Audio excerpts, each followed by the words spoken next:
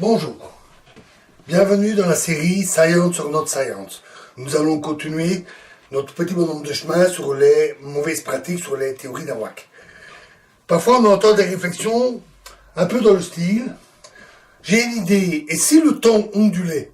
suivi de raisonnements plus ou moins fantaisistes qui en découlent. Certains ont parfois toutes sortes d'idées, mais qui ne viennent pas de l'expérience, de l'expérimentation, uniquement de l'imagination, un peu du rêve, on pourrait dire. C'est une forme de spéculation sauvage. Comme nous l'avons vu, elle est de peu de valeur. Ça manque de rigueur, et le manque de rigueur peut cacher, dans les raisonnements, un très grand nombre d'hypothèses implicites. Et face aux millions d'hypothèses qu'on peut imaginer, les chances que ce fatras de raisonnement ait la moindre validité, c'est infinitésimal. La rigueur mathématique, la clarté et le lien avec l'expérience et des procédures opérationnelles, ce n'est pas du tout un luxe. Parfois, certains s'attachent à une expérience ou à un phénomène donné, avec des remarques du genre « L'expérience de Michelson et Morley est fausse, car j'ai une explication de son résultat X, Y, Z. » On en avait déjà parlé. Bon, alors d'abord, c'est pas parce qu'on trouve une explication alternative que l'expérience est fausse. L'expérience, c'est l'expérience. Mais elle est souvent exprimée comme ça. Là, ce qui est plutôt affirmé, c'est que l'explication traditionnelle qui mène à la relativité restreinte est fausse. Mais pourquoi se fixer sur ce X, Y, Z? Des explications possibles du résultat, il y en a tout un tas. Certaines de ces explications avaient d'ailleurs été imaginées, comme la contraction de Lorentz dans le déplacement d'un corps dans l'éther. Et il n'y a a priori pas de raison de se fixer sur telle ou telle hypothèse, X, Y, Z. Donc, déjà là, il est curieux que quelqu'un dise c'est X, Y, Z. Ben non, ça peut être un tas de choses. Pour savoir trancher, il faut utiliser toutes les expériences. Nous en avions parlé, il y en a eu beaucoup au XIXe siècle, et c'est l'ensemble de ces expériences qui font qu'il n'existe plus qu'un nombre très restreint de possibilités et que cela conduit à la relativité restreinte. Ce type de vision très étroite, fixée sur un phénomène ou sur une expérience, est relativement fréquent. Et clairement, il est dû à la vulgarisation. L'amateur ne connaît pas grand-chose sur différentes expériences, sur phénomènes qui existent en science. Il voit une vulgarisation qui ne parle que de Michelson et Morley, de son interprétation traditionnelle, et du résultat, la relativité. Et de là, il dit, mais là, il y a d'autres possibilités de l'expliquer, mais il n'a pas tort. Sauf simplement que la vulgarisation lui a montré qu'une toute petite partie.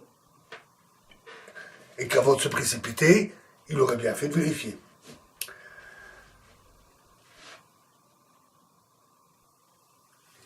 La fixation sur une expérience, un phénomène, par exemple le décalage vers le rouge dû à l'expansion des galaxies, ou à certaines données, est malheureusement fréquent, et parfois, ceux qui s'y accrochent n'en démordent pas, ce qui est plus gênant.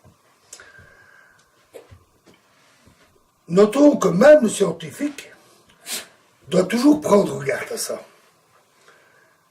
S'il s'inspire d'une expérience que lui-même a menée ou d'une nouvelle expérience, de données qu'il a pu observer dans des bases de données, ou lui, s'il fait des observations, il doit toujours se demander s'il n'y a pas d'autres expériences, d'autres données qui permettraient d'apporter des informations cruciales au raisonnement.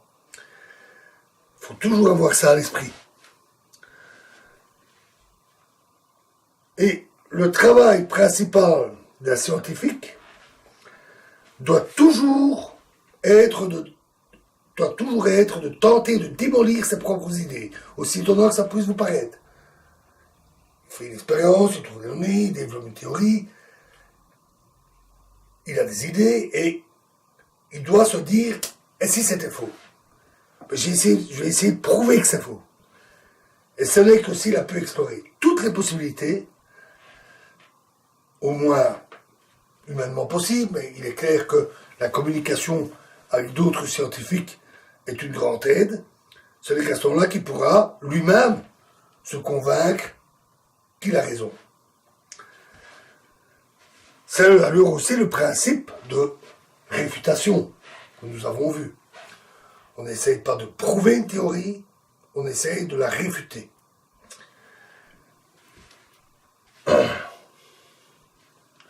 C'est d'ailleurs aussi pour ça qu'à notre époque, on mène toujours des expériences de plus en plus précises pour vérifier des faits qui semblent bien établis, comme l'équivalence E égale MC2 d'Einstein, le principe d'équivalence,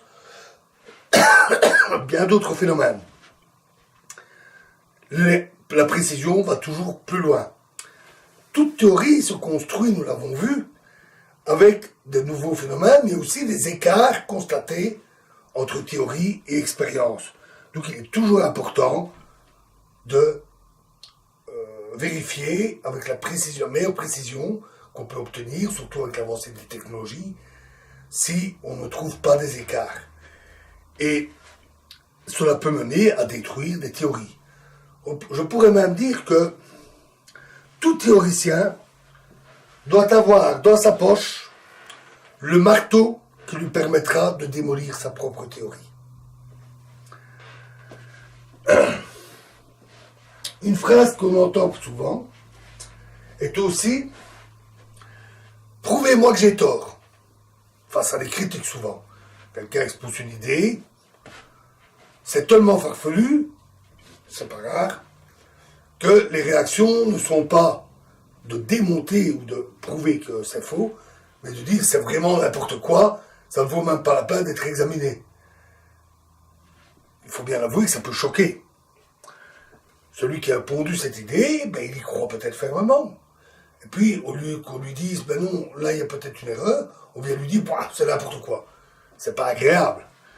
Donc ils ont parfois, certains de ces amateurs, qui ont des idées un peu bizarres, ont tendance à dire, prouvez-moi que j'ai tort.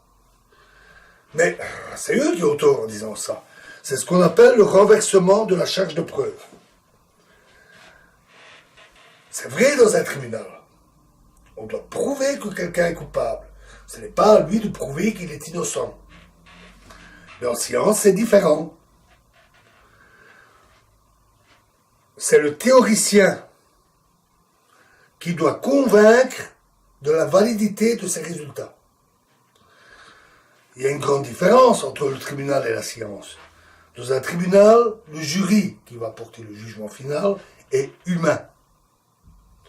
Tandis qu'en science, le juge, c'est la nature. Ce n'est donc pas des humains qui doivent dire vrai ou faux, ni même le concepteur de la théorie. Tout ce que le concepteur de la théorie doit faire, c'est à lui de le faire, c'est de convaincre. Alors, si le théoricien ne parvient pas à convaincre, et souvent ceux qui présentent des idées, ils essayent d'argumenter et ils n'arrivent pas à convaincre, il ne faut surtout pas se dire, mais pourquoi sont-ils si obstinés, pourquoi sont-ils si bêtes, pourquoi ils ne comprennent pas mes idées? Non. Il faut d'abord se dire, pourquoi est-ce que moi, je n'ai pas trouvé les bons arguments pour convaincre? Qu'est-ce que j'ai fait de mal? Pourquoi je n'y arrive pas? S'il trouve la réponse, venant de lui, alors il pourra sans doute progresser. C'est au théoricien de montrer et prouver que ces développements sont en accord avec toutes les données expérimentales connues. Alors ça peut représenter du volume, mais du moment que l'on couvre le domaine d'application de la théorie ou du modèle qui est développé ou d'une petite sous-théorie, c'est suffisant. Mais il faut couvrir la totalité du domaine. Et c'est au théoricien de le montrer, de le convaincre, de le prouver. Si il a réussi à convaincre, à montrer que sa théorie était valide vis-à-vis des données connues, alors il peut espérer que des expériences vont réellement être menées pour valider ou réfuter la théorie, et c'est seulement quand elle sera validée, et là seulement, qu'on dira oui c'est bon, et qu'on le félicitera.